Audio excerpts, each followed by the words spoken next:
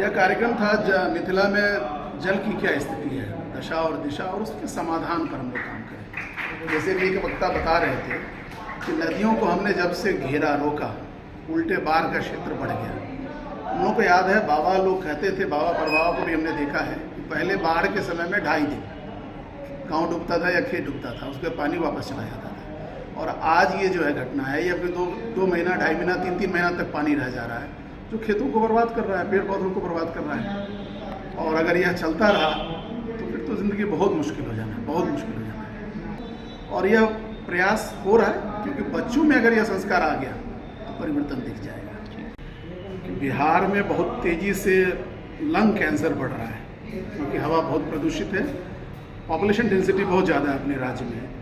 और दूसरा है कि पानी दूषित होने के कारण अब हर दूसरे घर में आप जाएंगे तो लिवर और किडनी के रोगी आपको मिलेंगे। आखिर कब संभलेंगे हम लोग? बात नज़रिया बदलने की है। जब हम आज़ाद हुए थे तो मात्र 29 करोड़ थे, आज करीब 150 करोड़ है। और बारिश घट गई है अपने देश में। हम जल लाएंगे कहाँ से? दूसरे देश से या समंदर से? बहुत ही महंगा पड़ेगा। उसका एक ही तरीका है कि हम पानी को, जिस पानी को हम एक बार यूज़ करते थे उसी पानी को हम बार बार यूज़ करें। साउथ इंडिया में यह ऑलरेडी शुरू हो चुका है, और दरभंगा या बेगूसराय जैसी जगह में लोग अभी भी इसको समझ रहे हैं कि हमारे पास बहुत जल है। लेकिन गर्मी के दिनों में चापाकल सूख रहा है। आप ½ HP मोटर से 1 HP से 2 HP मोटर पर आ गए, और वाटर लेवल अभी सरकार करीब 300 फीट बोरिंग करा रही है। आप आखिर जाएंगे कहाँ? उसका तरीका बहुत सिंपल सा है, जिसे वो छोटी छोटी सी बातें जो हमने प्रयास किया है और बदलाव लाया भी है।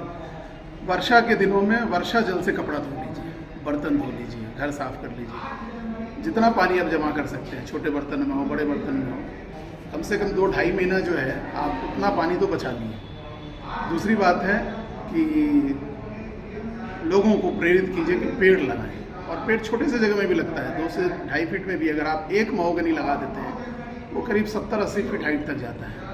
और नाला के मेड़ पर पेड़ लगा दीजिए। नाला का पानी भी बहुत यूज़फुल है। नाला के मेड़ पर अगर आप महोगनी लगा देते हैं तो नाला का जो गंदा पानी है वह भी धन में कन्वर्ट हो जाएगा। टंकी ओवरफ्लो कर रहा है, जो ओवरफ्लो कर रहा है पानी, उसको भी यूज़ में लाइए। आप हिसाब लगाएंगे, जितना मकान है, हर मकान के छत पे मैं देख रहा हूँ कि पानी ऐसे बस यूँ ही नाला में बह रहा है। वर्षा जल को हर हाल में ज़मीन में नीचे ले जाने के लिए कंक्रीट सरफेस मत दीजिए। पेवर ब्लॉक का जो जॉइंट है, या तो कुछ कच्चा मिट्टी रखिए, या जो सरकारी नाला भी जो बन रहा है, हर 10 फीट 20 फीट पर ज़मीन से उसका संपर्क जरूर हो, कि गंदा पानी ज़मीन के अंदर जाए। और मिट्टी सबसे बड़ा फिल्टर है, वो उसको फिल्टर कर ही लेगा। अभी हम लोग पूरे शहर का पानी कहीं ना कहीं ले जाते हैं, और पानी को कंक्रीट के नाले में जमा करने का दुष्परिणाम है, अब चारों तरफ मच्छर जनित जो रोग है, कोई घर नहीं है जो आज उससे परेशान नहीं है। उसको आप मिट्टी से संपर्क कर दीजिए उस नाले का, तो नेचुरली पानी ज़मीन के अंदर चला जाएगा, फिल्टर हो जाएगा। और यह प्रयास किया जा सकता है। मध्य विद्यालय में जो मिड डे मील होता है, उसको बच्चों को प्लेट धोने के लिए या बर्तन धोने के लिए डायरेक्ट नल पर ना, उसको 3 टोपिया से हमने बताया था कि एक टोपिया में साफ पानी, जो प्लेट उसमें डुबाए, और दूसरे टोपिया में लिक्विड, जो साबुन जो हम लोग देते हैं बर्तन धोने के लिए, उसमें डुबा लें, और तब नल के पास जाएं। आप देखेंगे करोड़ों लीटर पानी हम हर रोज़ बचाते हैं, और बच्चों में यह संस्कार भी आ जाए। अगर वह बच्चा पेड़ लगाना नहीं सीखा, उसका जीवन तो नर्क हो जाना है। अगली पीढ़ी को जो है, अगर उसको खुद बचाना होगा। अभी आप कोविड में देखे होंगे, सबसे ज़्यादा ज़रूरत अगर किसी चीज़ की थी तो ऑक्सीजन की थी। ग्रामीण क्षेत्र में कोविड का उतना असर नहीं हुआ जितना शहरी क्षेत्र में। कारण बहुत साफ था, शहरी क्षेत्र में ऑक्सीजन की कमी है, और जिस तेज़ी से मकान पर मकान और दुकान पर दुकान बन रहा है, ऑक्सीजन की कमी तो होगी। मतलब कम एरिया में लाखों लोग रह रहे हैं हर शहर में। नेचर गिफ्टेड हमारा रिवर लिंकेज था, हमने उसको तहस नहस किया है, और उसको रिवाइव करने की बात नहीं कर रहे हैं। मान लीजिए कि कमला नदी अपने पानी को 11 धार में बहाती थी, 55 किलोमीटर की दूरी चौड़ाई में, और प्रत्येक धार से नासी, फूड़ी, बहा, सोती।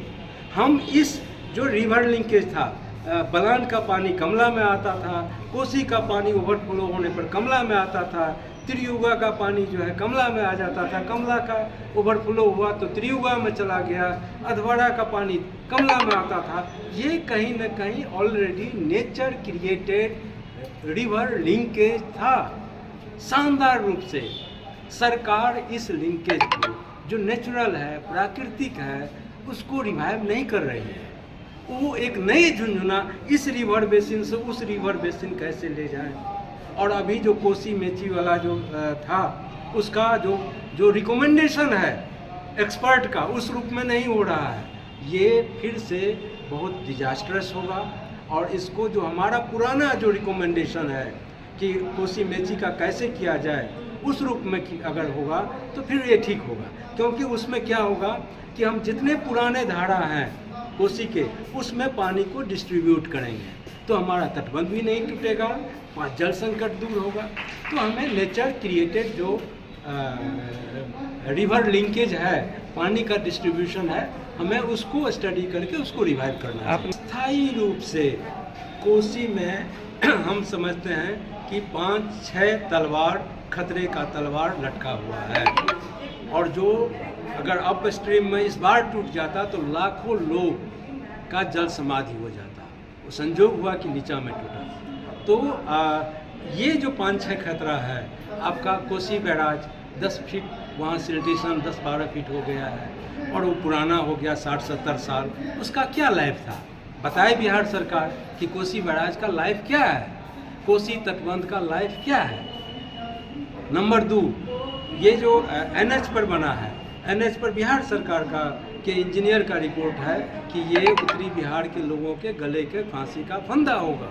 और आप जाके देख लीजिए जो उस इंजीनियर एक्सपर्ट का कहना है वो, और जो ज़मीन पर जो कोसी बढ़ रही है और जो एक्सपर्ट ने जिस डिज़ाइन से बनाया था, कहीं कोई संबंध नहीं है। तो दूसरा खतरा यहाँ पर है। तीसरा खतरा, जब 55-60 में हमने कोसी को 10 किलोमीटर दिया था कि इसका मैंडरिंग नेचर है बहने का, ये इसको तो 10 किलोमीटर इसको जगह चाहिए। आपने क्या किया, उस तटबंध के भीतर में एक सुरक्षा बांध, सिकरहटा, मझाड़ी, परसौनी, लगभग 40 किलोमीटर का जो है तटबंध के भीतर में सुरक्षा बांध बना दिया। कोसी का जो मैंडरिंग नेचर था 10 किलोमीटर, वो आप घटा दिया। कोई स्टडी नहीं हुआ है इस पर कि हम ये जो सुरक्षा बांध बना रहे हैं उससे पुराने डिजाइन पर, पुराने स्ट्रक्चर पर क्या इम्पैक्ट होगा। कोई स्टडी नहीं है, कोई इन्वायरमेंटल स्टडी। तो जैसे मन हो रहा है उस 10 किलोमीटर के बीच में सैकड़ों सड़कें बना दिए हैं डेवलपमेंट के नाम पर, सैकड़ों पुल पुलिया बना दिया है आपने डेवलपमेंट के नाम पर। तो वो सब तो अवरुद्ध करेगा ही। होना क्या चाहिए? देखिए, कोसी को बहाव क्षेत्र हमने दिया था 10 किलोमीटर, तो 10 किलोमीटर उसका बहाव क्षेत्र होना चाहिए। जैसे ही उसमें रोड बना देते हैं, पुल पुलिया बनाते हैं, तो सिल्टेशन ज़्यादा, जैसे ही पानी में रुकावट होगा वो सिल्टेशन होगा। और सिल्टेशन जैसे ही होगा तो कंट्री साइड जो हमारा सुरक्षित एरिया है वो 12 से 15 फीट नीचा हो गया है। पानी 12 से 15 फीट ऊपर बढ़ रहा है। तो अब आप इसको क्या मानेंगे गाद के वजह से। तो आज के तारीख में बिहार सरकार को एक एक्सपर्ट कमेटी बनाना चाहिए, कोई इंजीनियर कंसोर्टियम, और उससे निदान के लिए प्रयास करना चाहिए। और निदान एक ही है, पूरे विश्व में आज के तारीख में ये माना जा रहा है कि पानी को ज़्यादा से ज़्यादा डिसेंट्रलाइज कर दो ताकि जल संकट भी दूर हो जाए और हमें बाढ़ जैसी आपदा का नौबत नहीं है।